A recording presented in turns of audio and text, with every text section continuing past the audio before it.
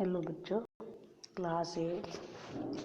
आज हम 8 चैप्टर करेंगे, हास्यकरण से निपटना। आपने इससे पहले किया है, हास्यकरण समझा है। हास्यकरण क्या होता है? जो अल्पसंख्यक लोग होते हैं वो हास्यकरण होता है। तो हास्यकरण से निपटना, ये चैप्टर आज हम करेंगे। हास्यकरण और संघर्ष क्या होता है कि हास्याई समूह भले ही कम ताकतवर हों, क्योंकि वो थोड़े होते हैं, लेकिन उन्होंने अलग थलग कर दिए जाने या औरों के वर्चस्व का विरोध किया है। भले वो संख्या में थोड़े होते हैं, ताकतवर कम होते हैं, लेकिन फिर भी उन्होंने जो उनको बिल्कुल ही अलग थलग रखा जाता है, तो उन्होंने विरोध भी किया है इसका। हास्याई समूहों की मांग उन्होंने की है।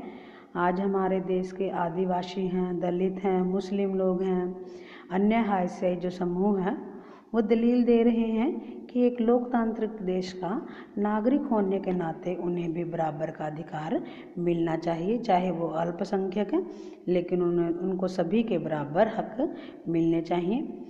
मौलिक अधिकार दिए गए हैं, 14 से 32 जो है अनुच्छेद है, इनमें नागरिकों को 6 मौलिक अधिकार दिए गए हैं।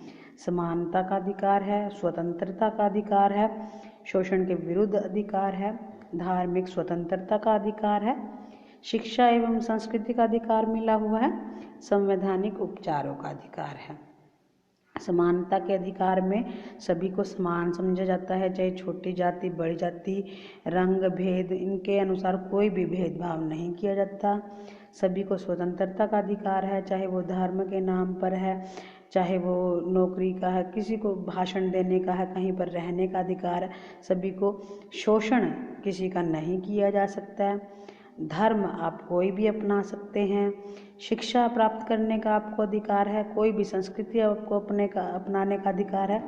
संवैधानिक उपचारों का अधिकार में क्या होता है कि यदि आपके जो है मौलिक अधिकारों को कोई हनन करता है, कोई नुकसान पहुंचाता है, या आपसे ये अधिकार कोई छीनता है, तो उसके विरुद्ध आप न्यायालय में जो है जा सकते हैं।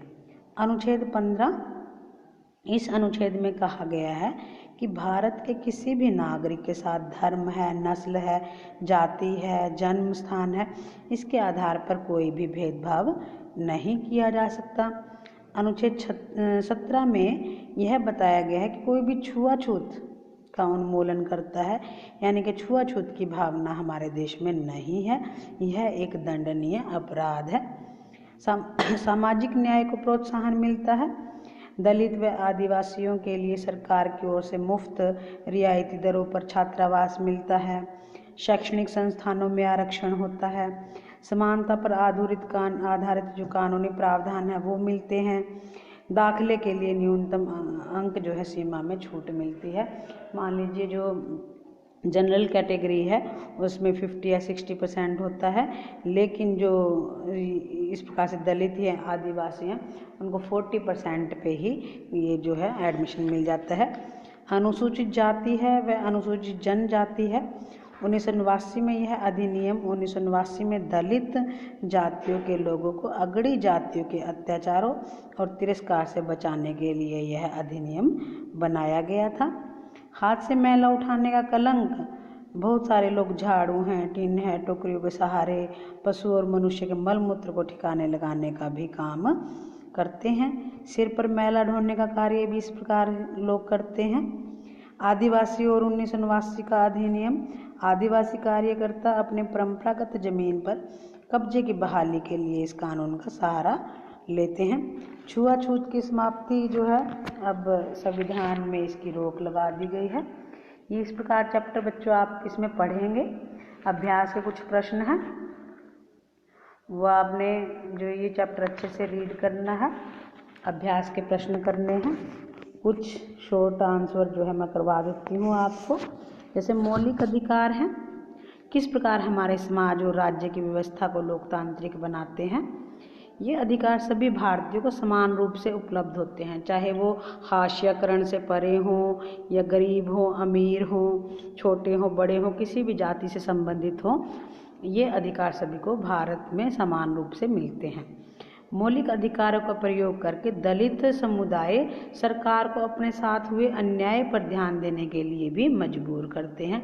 यदि उनके साथ कोई अन्याय होता है तो वे सरकार को जो है अपना जो है ये अन्याय बता सकते हैं, न्यायालय में जा सकते हैं।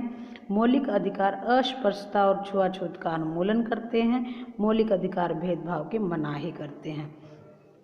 मौलिक अधिकार किस प्रकार मुसलमानों और अल्पसंख्यकों के हितों की रक्षा करते हैं? ये फर्स्ट क्वेश्चन में आपका आ चुका है कि उनके साथ अगर कोई भेदभाव होता है तो वो न्यायालय में जा सकते हैं, जो है अपनी संस्कृति और सुरक्षा का मांग कर सकते हैं। सामाजिक न्याय से आप क्या समझते हैं? इस न्याय को प्रोत्साहित करने वाले 3 कारक कौन कौन से हैं? सामाजिक न्याय का अर्थ है कि समाज के दलित जो लोग हैं, अगड़ी जातियों के लोगों की बराबरी में लाने का उनको प्रयास किया जाता है। इसको प्रोत्साहित करने वाले जो कारक हैं, दलित समुदाय के छात्रों को सरकार के द्वारा मुफ्त या रियायती दरों पर छात्रावास में जो है सुविधा उपलब्ध कराई जाती है। दलित समुदाय के लिए सरकारी नौकरियों में आरक्षण की व्यवस्था की जाती है। कॉलेजों और खासकर मेडिकल कॉलेज में दाखिले के लिए न्यूनतम अंक में सीमा में छूट दी जाती है। आरक्षण की नीति किस तरह काम करती है? आरक्षण क्या है, किस तरह से यह नीति कार्य करती है? तो देश की सभी राज्य सरकारों के पास अनुसूचित जातियों या अनुसूचित जनजातियों, पिछड़ी व अति पिछड़ी जातियों की अपनी अपनी सूचियाँ होती हैं। इस प्रकार की एक सूची केंद्र सरकार के पास भी होती है। जो विद्यार्थी शैक्षणिक संस्थाओं में प्रवेश करने के लिए या जो उम्मीदवार सरकारी नौकरियों के लिए आवेदन देते हैं तो उन्हें जनजाति प्रमाणित रूप में अपनी जाति का प्रमाण पत्र देना होता है। यदि कोई विशेष दलित जाति या जनजाति सरकारी सूची में है तो उस जाति या जनजाति का उम्मीदवार आरक्षण का लाभ उठा सकता है, यानी कि उन्हें एडमिशन मिल सकता है कहीं पर या जॉब मिल सकती है। धन्यवाद बच्चों, आज के लिए इतना ही काफ़ी है। बाकी के प्रश्न जो है हम कल करेंगे। तो आपको जो है ये पहले तो चैप्टर अच्छे से रीड करना है और जो है फिर इसके अभ्यास के प्रश्न करने हैं। और ये जो मैं अब प्रश्न करवा रही हूँ ये आपको अपनी फेयर नोटबुक पे राइट करने हैं। जो फर्स्ट प्रश्न है और सेकंड प्रश्न है जो मैंने वो तकरीबन सेम है। आप जो है इसमें से कोई एक जो है फर्स्ट क्वेश्चन आपको राइट करना है, थर्ड क्वेश्चन राइट करना है और फोर्थ क्वेश्चन राइट करना है।